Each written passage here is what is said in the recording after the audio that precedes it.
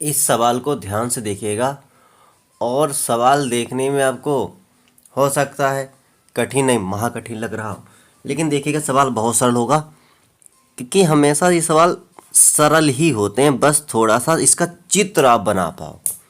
देखिए क्या कह रहा है कि मीनार के आधार से दोनों ओर एक सरल रेखा में 4 मीटर और 9 मीटर की दूरी पर स्थित दो बिंदुओं से मीनार के शिखर के उन्नयन कोण पूरक कोण है।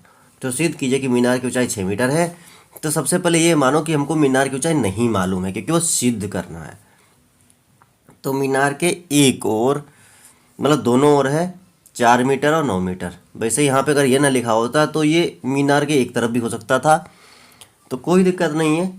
तो सबसे पहले हम एक मीनार बना लेते हैं, यानी कि ये हमने इतनी ऊंची मीनार बना ली और इधर बना लिया ये 4 मीटर और इधर बना लिया हमने ये 9 मीटर। कह रहा था कि मीनार की ऊंचाई यानी एच हो गई, मीनार हमारी पी और क्यू हो गई। अब कह रहा है कि मीनार से यानी 4 मीटर की दूरी है ये 4 मीटर हो गया, ये 9 मीटर हो गया। 4 मीटर और 9 मीटर सरल रेखा मतलब एक रेखा हो गई। कह रहा है कि मीनार के शिखर के कोण जो हैं वो पूरक है। पूरक मतलब होता है कि इन दोनों को जोड़ो तो 90 आएगा, इन दोनों को जोड़ो तो 90 आएगा। तो ये कोण और ये कोण, तो एक ये और एक ये।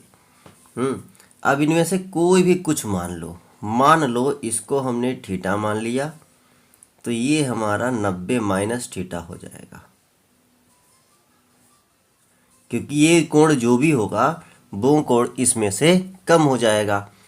और पी की हो गया, ये ए और बी हो गई।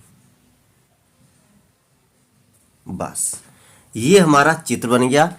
हम लिख देते हैं कि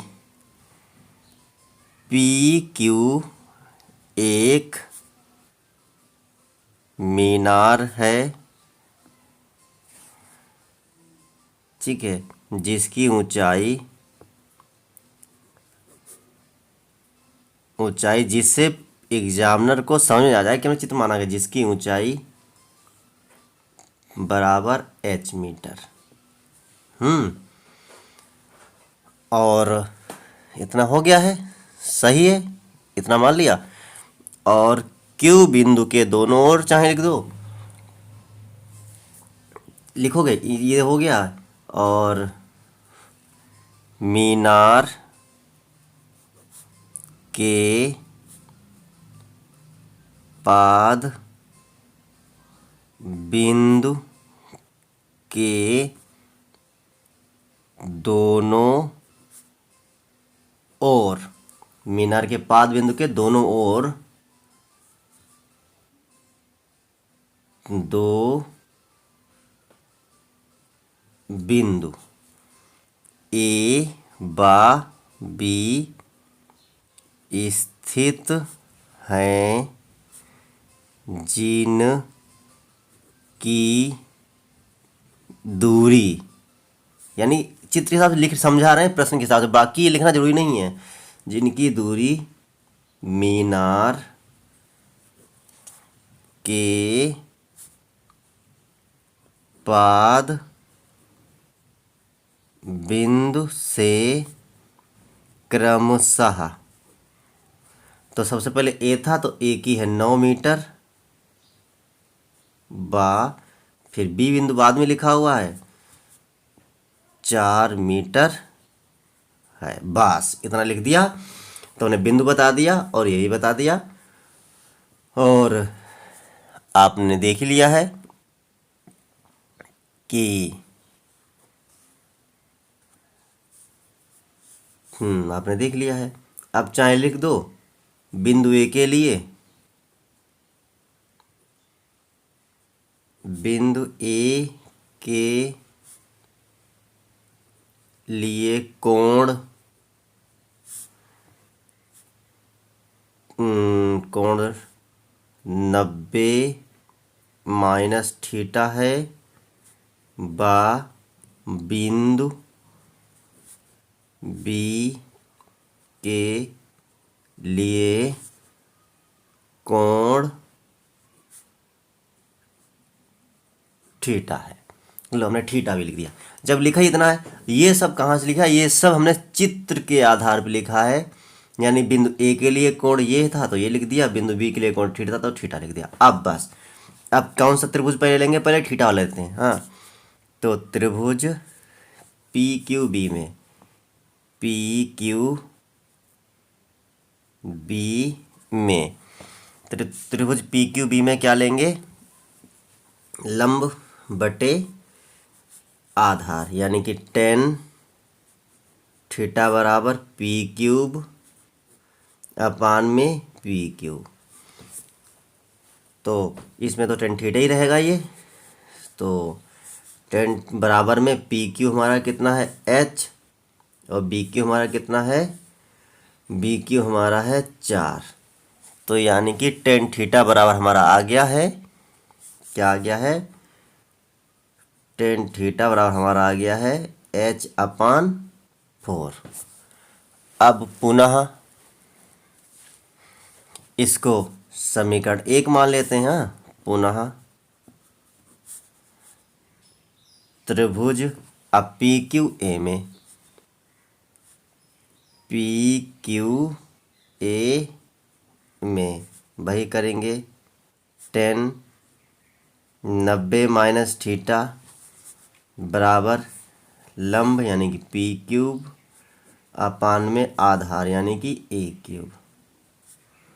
तो लंब मतलब पी क्यू हमारा एच है और आधार हमारा ए क्यू हमारा 9 मीटर है।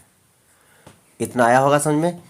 अब हमने यहाँ पे 90 माइनस थीटा लग गया तो हमने ASTC समझाया था आपको कि 90 पे होता है चेंज, यहाँ होता है 90, 90 पे होता है चेंज, 10 का हो जाता है काट, और थीटा की जगह लिखा जाएगा खाली थीटा, और सारी चीज़ 90 माइनस में प्लस की होती है। तो बराबर एच अपान 9। इतना हो गया। अब बस एक चीज़ और ध्यान से देख लीजिएगा कि क्या देखना है कि काट को हम बताओ ऐसे रहने दो, बताओ कैसे रखोगे। तो इसको पहले समीकरण 2 मान लेते हैं। लेकिन हम इसको समीकरण 2 ही मानेंगे नहीं। अभी इस कार्ड को तोड़ें, कार्ड को लिख सकते हैं 1/tan थीटा, क्योंकि यहाँ पर भी tan थीटा एच बराबर निकाला ना, तो tan थीटा इधर हो गया है एच अपान में 9। अब एच अपान में 9 हो गया। अब शुद्ध भाषा में थोड़ा सा समझिएगा, ये 10 इधर जाएगा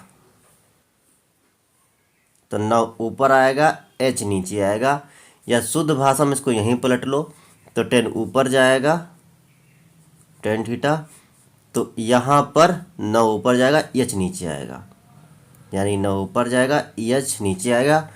चाहे इसको पलट लो जगह पर ही, और चाहे समझ लो कि 10 इधर गया तो इधर आ गया 10, 9 ऊपर आ गया और एच नीचे आ गया। अब इसको माना हमने समीकरण 2, या हिंदी भाषा में ध्यान रखो, अगर ऐसा कुछ हो तो इसको ऊपर नीचे कर लो, इसको ऊपर नीचे कर लो, वही आ जाएगा। देखो ऊपर नीचे ये है और नीचे एक आया, एक का मान तो कुछ होता ही नहीं, भागा करने पर मतलब गायब हो जाता है।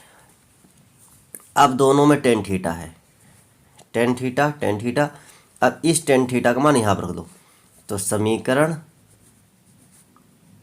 1 बा समीकरण 2 से, दोनों लिख दिया मैंने समीकरण 1 बा 2 से, यानी tan थीटा लिख दिया, यानी इन दोनों को पास पास लिख लो, यानी कि एच अपान 4, यह tan थीटा का मान हो गया। चाहे ये इस tan थीटा की जगह पर हम लिख दिया एच अपान 4, और यहाँ लिखा है 9 अपान में एच। अब एच ऊपर गया, अब एच और एच ऊपर गया तो हो गया एच स्क्वायर, इधर 9 और 4 की गुणा हो गई तो हो गया 36। तो एच बराबर रूट में हो गया 36, और 36 से बाहर कितना निकल के आएगा? 6 निकल के आएगा, आपको पता होगा। अतः क्या लिखेंगे? अतः मीनार की ऊंचाई बराबर 6 मीटर। निकल के आ गया तो लिख दो सिद्ध हुआ। क्योंकि अगर यहाँ पर 6 मीटर निकल के नहीं आता तो यानी कि वो प्रश्न में ही कह रहा है कि सिद्ध करो मीनार की ऊंचाई 6 मीटर है, तो यानी 6 मीटर नहीं होता, तो ये हमारा सिद्ध नहीं होता, यानी कि ये आंसर सही नहीं होता। तो सिद्ध हो गया कि हमारे मीनार की ऊंचाई 6 मीटर है। तो कैसा लगा सवाल? अच्छा लगा तो लाइक से कमेंट करें। फिर मिलते हैं अगले वीडियो में।